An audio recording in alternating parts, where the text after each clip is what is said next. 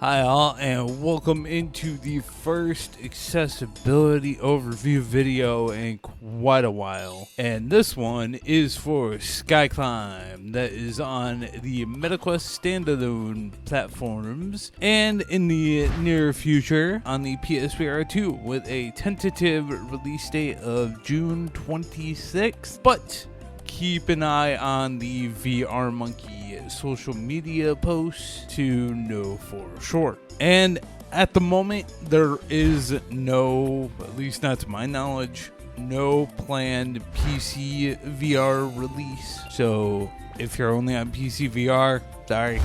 I want to start this off by saying a quick thank you to the devs at VR Monkey for giving me a game key to play and look into the accessibility and relay everything back to you all. So with that done, let's get on to the overview.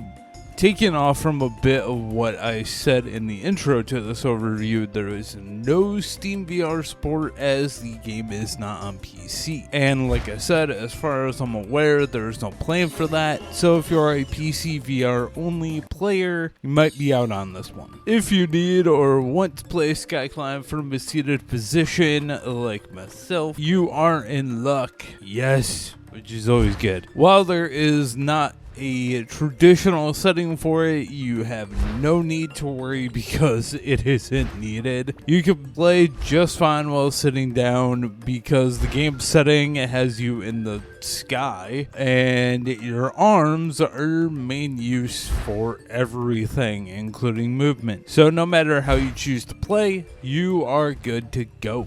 As for changeable controls, that's a no, as the only traditional controls are the use of the grip triggers to grab the cues. With that said, however, if you are on a MetaQuest headset, you can go into the accessibility options in the headset's settings and head into mobility, and from there you can remap the grips to any other button or trigger. So if you're more able to use the main triggers instead of the grip ones, you can change it to those. Please keep in mind that in-game prompts may refer to what the button or trigger was before you changed it, so try and keep a memory of whatever it was beforehand. Now, staying on this, for the PSVR2, I don't even have a PSVR2, so I'm gonna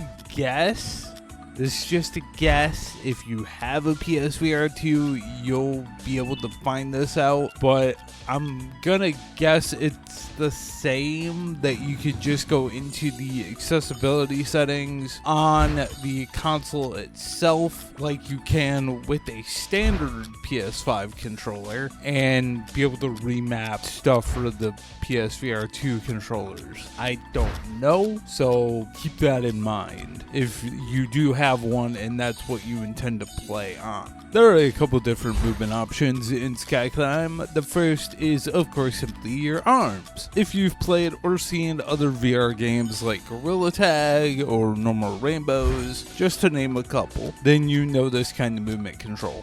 And there is now the addition of the toss assist to this method, so that if you can do everything, but tossing yourself far distances is hard to do, which is definitely was in my wheelchair as my arm kept hitting the back and you could end up having the same issue.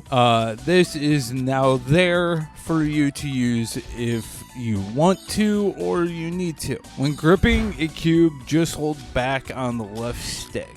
Now, the second movement method is just called stick. With this method, you not only have the toss assist that is now in the arms method, but you are able to do every mechanic all with the left analog stick, which you can of course change to the right stick in the mobility section of the MetaQuest headset's accessibility settings. When you select this method in game, it tells you how to do each thing as well. It all just comes up right on the screen so you can see what does what. The three turning methods that are typically seen do return in this, with smooth turning, snap turning, and physical turning.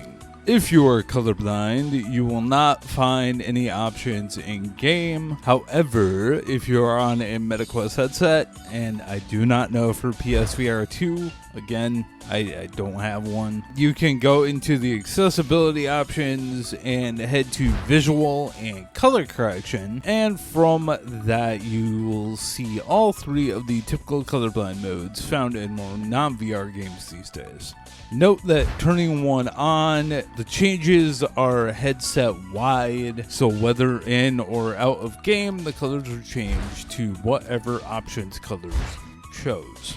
If closed captions are a worry for you, don't worry, the story cutscenes have them automatically. These stages themselves and multiplayer will not have them though. And I'm just going to add this in to this bit, as these were two of the less active things to talk about, that there are no difficulty levels in this game. The difficulty really comes from the stage obstacles and trying to get all 3 stars per stage. So that was probably something that seemed obvious just from looking at the gameplay. There probably wouldn't be, but I felt like I needed to say it anyway. And after all this has been said and done in the overview and going over the gameplay and mechanics, I am going to say that Sky Climb is going to be a moderate to full for upper body and arm movement. I honestly don't feel like I could say any less than moderate, because even with the stick movement method that allows all mechanics to be on just one analog stick and done with no arm movement, you still need to fully reach for the cube at the start of each stage, and I'm guessing in the multiplayer as well. So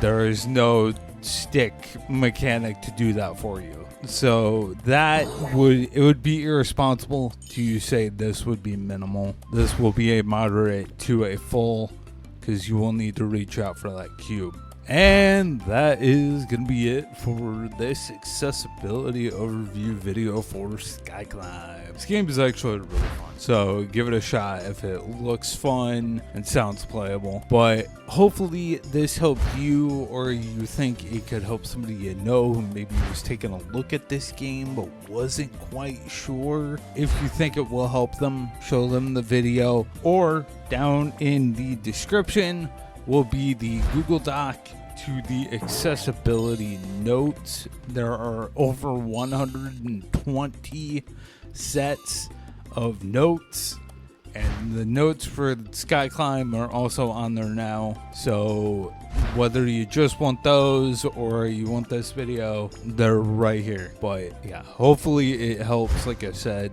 that's why I make these videos. If I'm going to look up this information to know if I can play a game, why not make videos to let others know, right?